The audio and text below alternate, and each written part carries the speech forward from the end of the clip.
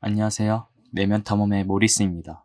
그동안 MVC가 친구, 가정, 직장 등 다양한 환경에서 어떻게 도움이 됐는지 보았습니다.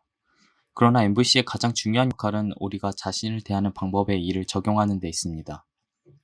왜냐하면 우리 내면에서 스스로에게 폭력적이면 다른 사람에게 진정으로 연민을 느끼기 어렵기 때문입니다.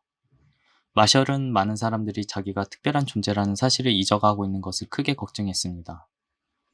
자신을 결점투성이인 대상으로 보도록 훈련받아 왔기 때문에 사람들이 자신을 폭력적으로 대하게 되었다는 것이죠.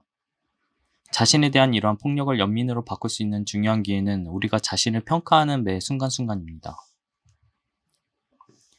마셜은 교육을 진행하면서 그렇게 하지 않았더라면 좋았을 텐데 하는 일들, 즉 우리가 잘못이나 실수라고 하는 그 일을 한 바로 직후에 자기 자신에게 어떤 말을 했는지 이야기를 나눠보면 자주 나오는 말이 이 바보야. 어쩌면 그렇게 어리석은 짓을 또 저질렀니? 너 어떻게 된 거 아니야? 네가 하는 일이 항상 그렇지 뭐.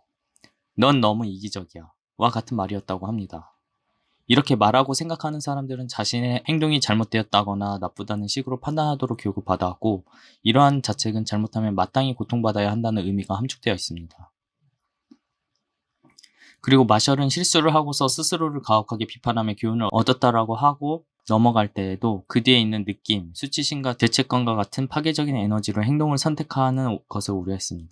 우리가 더 많은 친절과 배려로 대하려 할 때도 우리 행동이 수치심이나 죄책감에서 나왔다는 것을 사람들이 느끼게 되면 사람들은 우리의 행동이 진정으로 삶에 기여하고 싶은 순수한 욕구에서 나왔을 때만큼 고마움이나 즐거움을 느끼지 못하게 되기 때문입니다.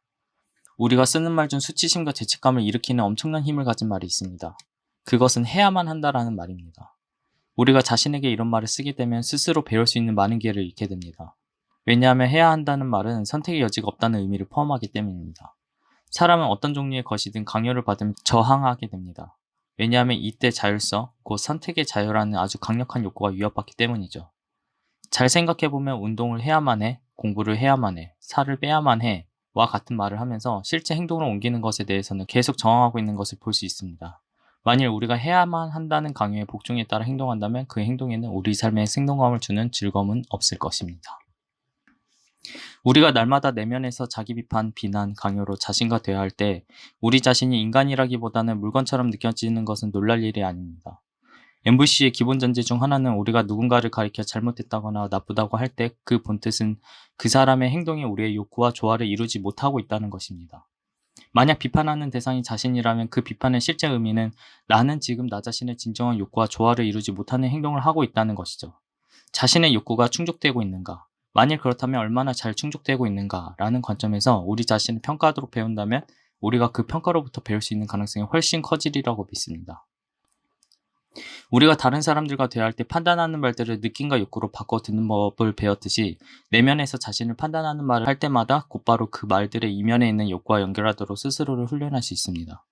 MVC에서는 우리가 자신의 마음에 들지 않게 행동했을 때 그로 인해 생겨난 느낌과 충족되지 않은 욕구에 온전히 연결하는 과정을 애도라고 합니다. 이 과정에서 후회를 경험하게 되는데 이때 후회는 자기 혐오나 자책 없이 그 경험에서 배울 수 있도록 우리를 돕습니다.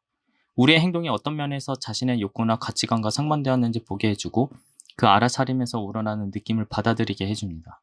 우리 의식의 초점이 욕구에 맞춰져 있으면 우리는 자연스럽게 그 욕구를 만족시킬 수 있는 창조적인 가능성을 찾아가게 됩니다.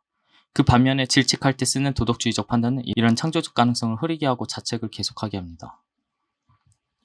이런 애도 과정은 자기 용서로 이어집니다. 지금 후회하고 있는 그 행동을 하기로 선택했던 자신의 한 부분에 관심을 돌려 다음과 같이 물어볼 수 있습니다. 지금 내가 후회하는 그 행동을 했던 순간에 나는 어떤 욕구를 충족하려고 했는가? 자기 용서는 우리 자신의 내면의 소리에 귀를 기울여 마음 깊은 곳에 있는 욕구를 들음으로써 연민으로 연결되는 순간에 생겨납니다. 그때의 선택 역시 나의 삶에 기여하고자 하는 시도였음을 이해하게 되는 것이죠. 그래서 자기 공감은 과거의 행동을 후회하고 있는 자신과 처음에 그 행동을 선택한 자신 모두 연민으로 수용하는 것입니다.